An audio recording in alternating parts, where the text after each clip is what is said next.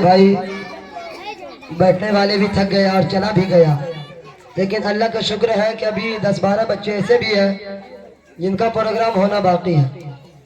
आप लोग भी कहिएगा कि हाफिज जी एक एक करके चला रहे हैं, इंशाल्लाह अब नहीं होगा, अब दुआ होगी। अगर आप पूछिए तो मैं बता रहा हूँ आपको, अंग्रेज जिस टाइम पे अंग्रेज ने इस भारत में रहा, मुसलमान हिंदू सबको शिकस्त दिया, सबको मारा। ये भारत जो सोना का चिड़िया कहलाता था, उन्होंने 1650 में 1614 से 50 तक उन्होंने जो हुकूमत किया, उस हुकूमत के दौरान भारत के तमाम सोना को ढो लिया।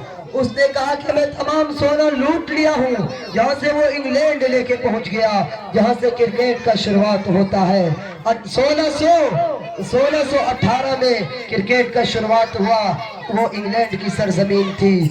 उन्होंने कहा कि भारत की तमाम सोना खत्म हो गई। उसके बाद जब भारत की सरजमीन पर आया, भारत की सरजमीन को देखा, एक एक जगह पर 80-80 टन सोना रखा हुआ देखा। उन्होंने कहा हाय अफसोस, भारत को लूटना मेरे बस की बात नहीं। आज नरेंद्र मोदी जी, मैं आपको कह रहा हूँ, इतना खून तो अंग्रेजों ने भी नहीं चूसा था जितना आप चूस रहे हैं। अंग्रेजों ने अपना हुकूमत जमाया, मुसलमानों को कत्ल किया, हिंदू को रास्ते से हटाया, गैर मुस्लिम को मारा, ईसाई को जमीन में दफन किया, पारसी को सोली पे चढ़ाया, तो सिख को दालान में देकर मार दिया। लेकिन आटे पे टैक्स नहीं लगाया था।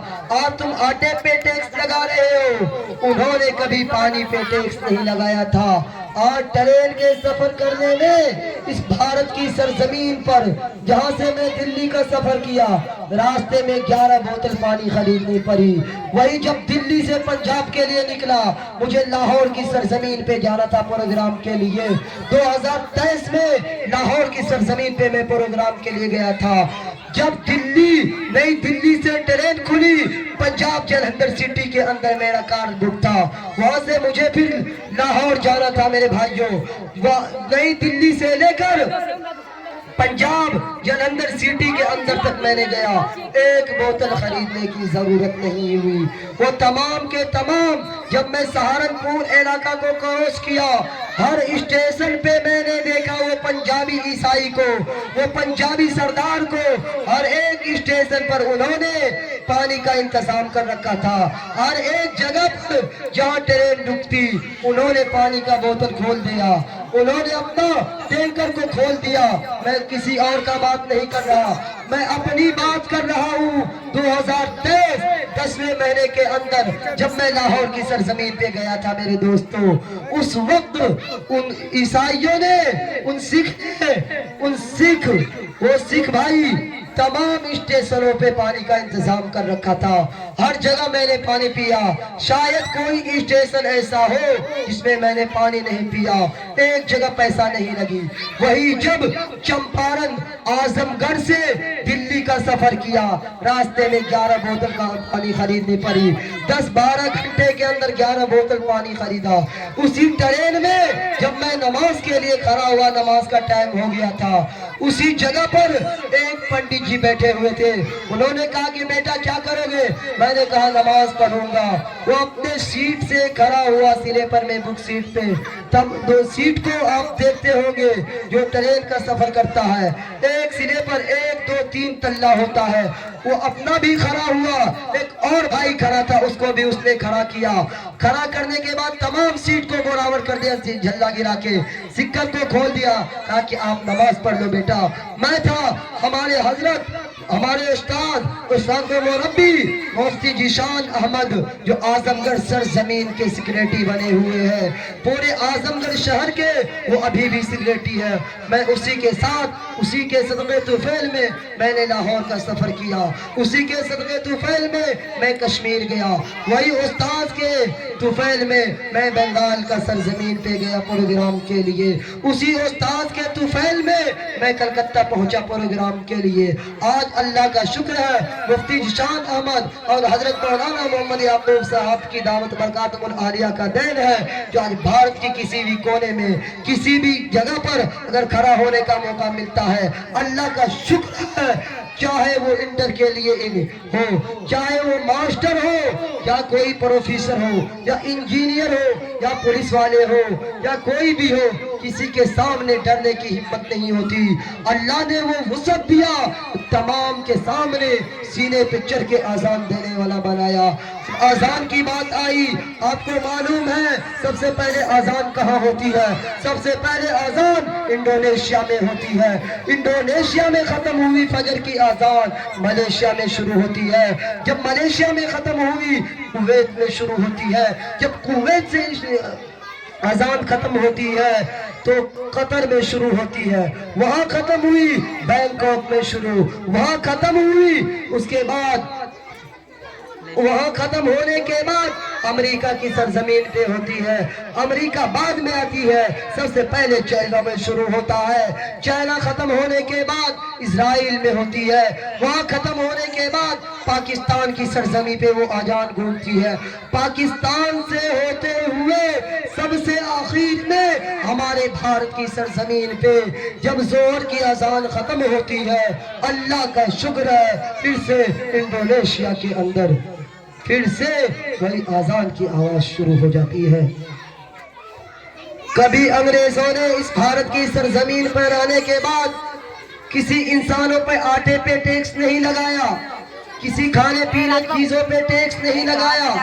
वो अंग्रेज भारत में रहे, लेकिन कई इंसानों को मार दिया हावड़ा पुल बनाने में। वो अंग्रेज जब यहाँ रहा, शिमला नदी बनाने के पुल बनाने के लिए कई इंसानों को जान ले लिया। जब वो अंग्रेज भारत की सरजमीन पर रहा, दिल्ली के रोड बनाने के लिए, इंदिरा एयरपोर्ट बनाने के लिए उन्होंने कई इंदिरा एयरपोर्ट जो अब भी मौजूद है, अब भी हाजी निकलते हैं तो इंदिरा एयरपोर्ट पे पहुंचता है। इंदिरा एयरपोर्ट बनाने के लिए कितने इंसानों का जान गंवा दिया, लेकिन खाने पे टैक्स नहीं लगाया। आज हमारे भारत के प्रधानमंत्री नरेंद्र मोदी जी, मैं उनको खास तौर से कहता हूँ, अब भी सुधर जाओ, नहीं तो याद रखना जो पावरफुल अमेरिका जिसको 150 साल में बनाया था, अल्लाह तबारक व तआला वो रब्बुल आलमीन है, वो जात है। 1 घंटे 1 दिन में तमाम के तमाम को बर्बाद किया। ये 7 तारीख है, 7 जनवरी 2025 को देखा हमने। तमाम इंसानों ने देखा, भारत भारत हो या पाकिस्तान हो या सऊदी अरबिया हो या चीन हो या जापान हो या बंगाल हो या के नेपाल हो या कश्मीर हो या कन्याकुमारी हो, इसी तरह से नाम गिनाना दुश्वार 200 कई देश है जिसका नाम गिनाना दुश्वार होता है। मेरे दोस्तों, नाम गिनाने के लिए अगर बैठूं, अल्लाह का शुक्र है नाम भी गिना दूंगा, लेकिन समय नहीं है। समय की ये 9 बजे 10 बजे से प्रोग्राम चल रहा है, दिन का 2:30-3 बजने चला है। मैं आप लोगों से बस एक ही बात कहता हूँ, मेरी आवाज जहाँ तक पहुँच रही है, आप अपने बच्चों को सबसे पहले कुरान की तालीम दिलाइए, आप अमल कीजिए, आप नमाज पढ़िएगा। आप भी जानिएगा हमारे गैर मुस्लिम भाई है, उसके साथ हमें क्या बर्ताव करनी है, उसके साथ कैसे रहना है। जब नमाज नहीं पढ़िएगा, हम कहते हैं दावे के साथ, आप किसी को पहचान नहीं पाइएगा, चाहे वो आपके बाप ही क्यों न हो, आप उसे पहचान नहीं सकते। आपकी माँ क्यों न हो, आप उसे पहचान नहीं सकते। लेकिन जब नमाज पढ़ोगे तो तुम्हें मालूम चलेगा कि ये हमारे गैर मुस्लिम भाई क्या है, ये भारत का संविधान क्या कहता है, भारत में हमें किस तरह से रहने चाहिए, हमें किस एतबार से रहनी चाहिए, भारत दूर है, अपने घर में किस तरह से रहने चाहिए, अपने बड़ों के साथ हमें किस तरह से रहना चाहिए। ये तमाम के तमाम आपको वो नमाज के अंदर मिलेगा। वही जब भगवत गीता को खोलिएगा, मैं बता रहा हूँ, जाके सुन लेना, उसमें भी लिखा हुआ साष्टांग करो। साष्टांग किसे कहता है? राजा जैक ने कहा, राजा भोज जो हमारे नबी सल्लल्लाहु अलैहि वसल्लम को इस सरजमीन पर आने से पहले राजा भोज मौजूद थे, उन्होंने कहा कि साष्टांग करो, जिसे लेट हो रहा है भाई चले जाओ, हमारे बच्चे बैठे हुए हैं। राजा भोज ने कहा तुम साष्टांग करो। साष्टांग का मतलब क्या होता है? तुम 5 टाइम अपने शीश झुकाओ। मैं कहता हूँ मुस्लिम से ज्यादा क्या कोई भी जाति हो भारत का वफादार नहीं हो सकता। हम मरते हैं इसी मिट्टी में, पैदा इसी सरजमीन पे होते हैं। तुम एक मर्तबा मिट्टी को चूमते हो सुबह में, ये मुसलमान 5 दफा 5 मर्तबा इस भारत की सरजमीन की मिट्टी को चूमता है। आज तुम कहते हो कि देश का वफादार तुम नहीं हो। जब गुलिस्तां को खो की जरूरत पड़ी सबसे पहले गर्दन हमारी कटी, फिर भी कहते हो हमसे ये अहले चमन, ये चमन हमारा है तुम्हारा नहीं। इसीलिए आर्टिकल 69 पे है कि भारत के अंदर जो भी है तमाम के तमाम एक संविधान को मानकर चले।